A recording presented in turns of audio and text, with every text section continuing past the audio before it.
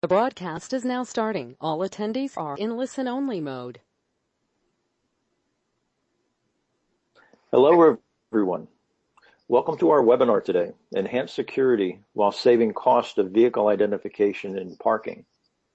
My name is Mike Rabina. I'm the Executive Vice President of Feig Electronics, and I have a brief agenda for us today. As always, I have to begin with a little bit of an introduction to Feig Electronics. I'll go into methods and comparison of vehicle identification technologies, then move on to factors that affect the performance of an automatic vehicle identification system, and provide some example implementations before providing my conclusions. I'd like you to relax. This webinar is being recorded, so you don't have to take notes. And you can ask questions of me through the GoToWebinar control panel. There you'll find an area where you can ask questions, post them up, and I will answer as many as possible in the time that we have available. I believe this is a short agenda. We can probably get into it through about maybe a half hour or so.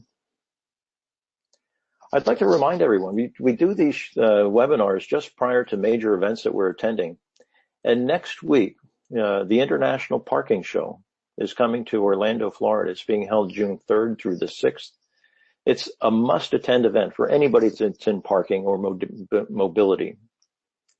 I believe you'll find 250 exhibitors plus at that event offering solutions and more than 3,500 attendees. If you do happen to be going to that show, I'd ask you to stop by our partner's booth, CUSAC, in booth number 732, and Fast RFID in booth number 1734, where you'll be able to see these products that will be discussed here in this afternoon's webinar. Let's go through for it. First, a little bit about Feig Electronics. Feig is a German manufacturer and a technology supplier, celebrating its 50th anniversary just last year. We have 350 employees and more than $50 million in sales. All development, all production is made in Weilburg, Germany. We do not do any outsourcing of the product. We completely control the design, manufacturing, and distribution out of that location just north of Frankfurt, Germany. We're one of the only manufacturers of RFID equipment to have a pure channel of distribution. We don't do any end user transactions, and we rely on our channel partners to have our hardware incorporated as part of their solution. And in this case, access control and vehicle identification. Feig has 4 operating divisions. Identification is just one. Identification is offering passive RFID readers and antennas for the 3 primary frequencies used in passive RFID: low frequency, high frequency, and also UHF. We also derive revenue from Sensors Group, which is offering loop detectors for traffic control systems. Our controller division offers intelligent control for gate and barrier control. And our newest division is payment, which is offering contactless payment readers and terminals that are EMVCo certified. This is for your NFC type phones, your contactless bank cards. And I'd like you to consider each of those 4 divisions, how they play in a parking application. Certainly with vehicles identification, the loop detectors at the gate and barriers for safety control, the controllers that operate the actuator, and also the payment of your fare collection or your parking fees. So we're very much involved in parking, very important industry for Feig. Let's talk a little bit about this vehicle identification methods. There's 2 types, if I look at it. One is optical. It's an optical or an automatic number plate recognition system based on optical character recognition, or OCR. Here you'll see a plate, a license plate on the front of a vehicle, which is very common over in Europe, not so much here in the United States, where the characters are essentially read by taking a photograph of the item in comparison to a wireless technology such as radio frequency identification. Here, commonly, a windshield tag is placed on the driver's side or passenger side and is read by an antenna system that has reading distances as much as 20 to 30 feet. And that identification is then used in both cases to communicate to an access control panel, which then operates the gate itself, letting items pass through, or the vehicles to pass through. Let's compare the attributes of these two technologies, license plate recognition and RFID.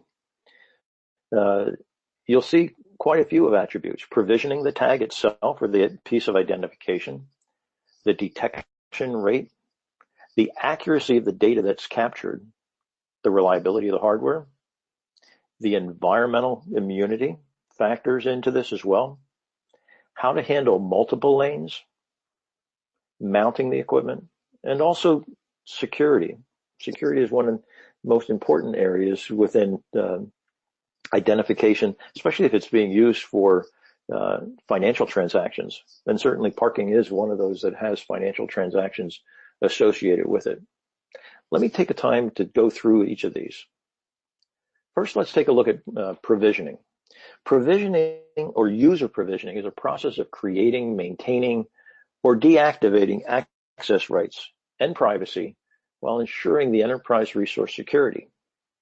And here you see the automatic number plate recognition in the form of a license plate, in this case my home state of Florida, versus RFID, which places the windshield tag onto the vehicle itself.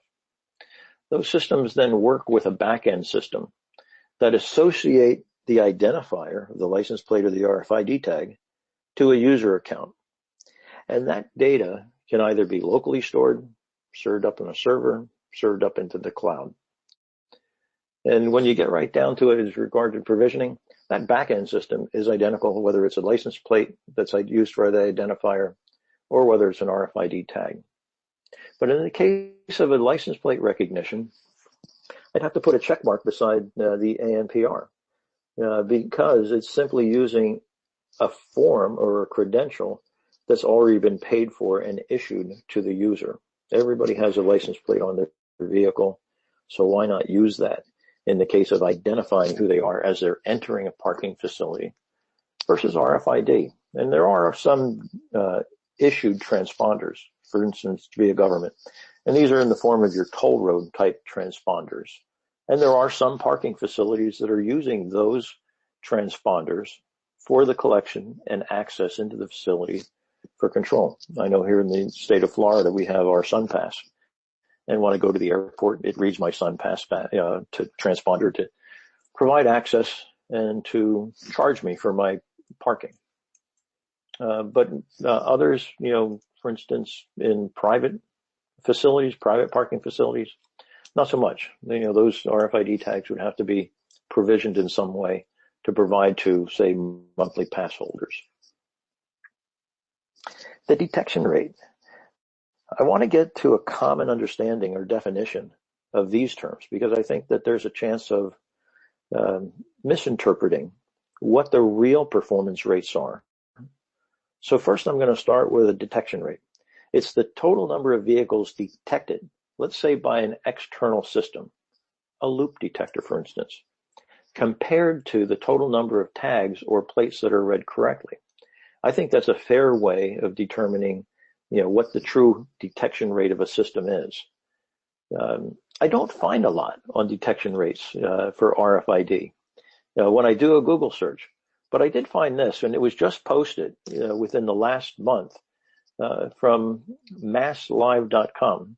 It's talking about the Massachusetts Department of Transportation, where they're saying their EasyPass system is getting better than 99% accuracy after 6 months and 250 million transactions in they're all electronic tolling facilities, 99%.